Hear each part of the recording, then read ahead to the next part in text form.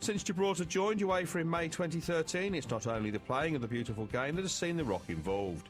It's also filtered down to the media, and late last month I was fortunate to attend UEFA's Best Player in Europe Awards in Monaco as Gibraltar's representative.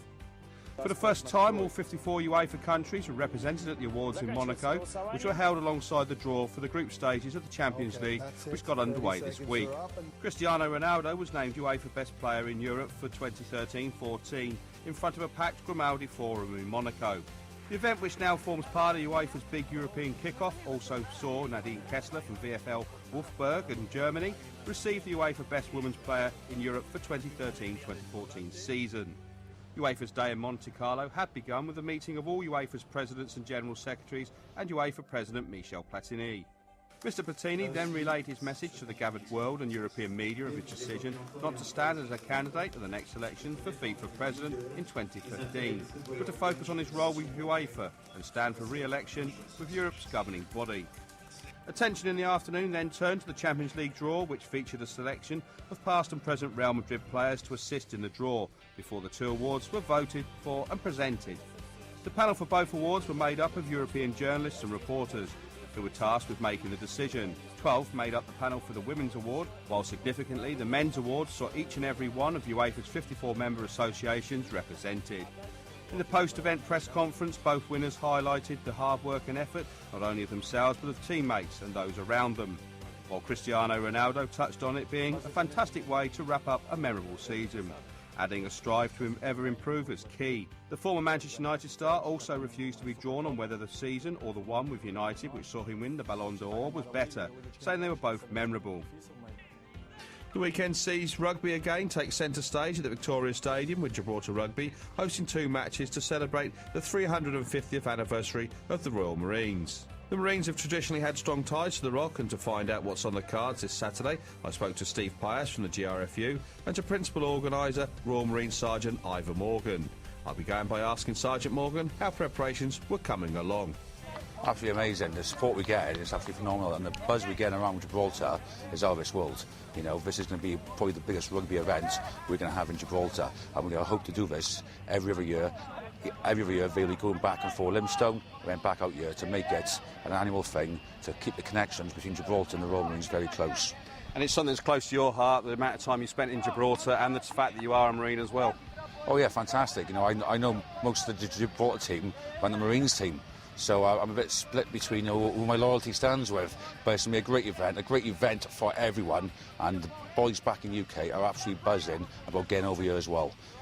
And if we look at the day itself, it's not just the event of the two matches, it's the fact that there's lots of other things that are going on to make the celebration extra special. Absolutely. So we've got lots of events this year, and you know, we've got a lot of high-ranking people coming out. We've got a lot of dignitaries out here, huge sponsors coming out, and we're going to show these people what Gibraltar is all about, and what a great place it actually is, and what about the people, the fun we have, and what we are to Britain as a whole. And we've managed to get two teams together. Vets are going to have a go, and they're going to be playing against some former internationals, so it's going to be a highlight for them as well. Well, we've split the internationals down between the Royal Marine Vets and the Gibraltar Vets to make it fair. But that's going to be a warm game, that's going to be a lot of tastiness in it, a lot of fun, and it's going to be a warm game for the crowd to get the feel for it, recognise ex-internationals which are playing, and obviously having a bit of fun. Any other names you can let us in on, and who's going to be here in Gibraltar next week? Well, the internationals, we've got ex-Wales captain Colin Jarvis, possibly Martin Corey might turn up, he won't be playing, but just as ex-England captain. We've got Paul Sacchi, England winger. We've got Lee Davis, 20-odd caps for Wales. We've got British Lions Darren Morris, big old unit, big fat prop. And, you know, they go on. We've got about a dozen to 15 top-class names, which even if they're not international, they play for Premiership Rugby or at the very highest in UK sport. And then if we really want to beef up the Marines game against the Gibraltar Select have had two very good results. Do you think they're capable of giving the Marines a game? Oh, absolutely. You know, I was there for those two games, and you've got some good lads there. You know, lads which if you were back in the UK, they would be playing very close to top-level rugby. So they are going to give the Marines a good run for their money. However, it's about stamina, and it's all about the stamina, the heat, preparation. So I don't know what the Marine side is like, but you know, from being a young Marine myself, they ain't going to come out here unprepared. Okay, and just one final point. It's on Saturday. You'd like to see the stadium packed. It's £5 an adult ticket. You'd really like to put the message out there to get everyone down there and support this great occasion. Absolutely, and the 16s go for free. Obviously, get down there, you're going to see a spectacle. Obviously, it doesn't happen often. 350 years is once, really. And you get down there. There's going to be the Gib Regiment. Hopefully, the band will be there. So hopefully, they can get from the convent, get down there. So there'll be a show on. We're going to have lots of stuff happening. The build up to it, and meet and greet people. It's going to be fantastic, it is. And everybody get behind it, support it, and enjoy the day. Steve, on the eve of a very, very big game and a big occasion for Gibraltar, what does it mean to be part of the 350th anniversary of the Royal Marines? It's absolutely thrilling. To get such an important military corps as the Royal Marine in Gibraltar, which is the only name that got on the cap badge, it's a great event for us, and we hope that people turn out to watch the match. It's £5 at the gates. All the money is going to Royal Marine Charity and Gibraltar Rugby charities, and you should be having a great day. So yeah, it's going to be a good event.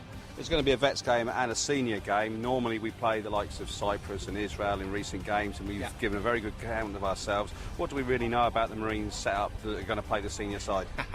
Well, what we know about the Marines is that they are professional sports people. They will be by far the hardest opposition we've come across, so it's going to be a big ask for our guys. If you add to that the fact that for various reasons there's about 8 of our players who were with us for the Israel and Cyprus games who are not with us.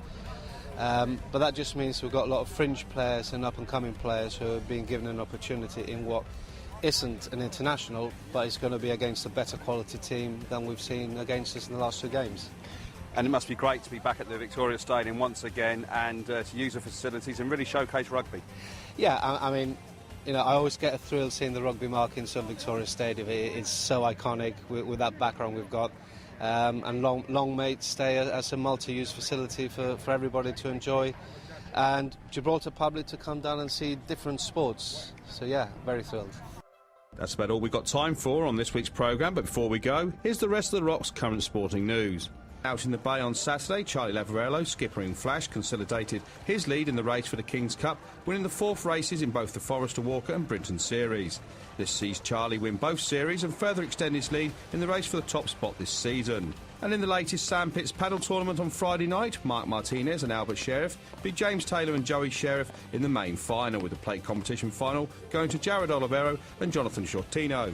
And finally, away from the Rock, Gibraltar again featured in the World of Triathlon this weekend.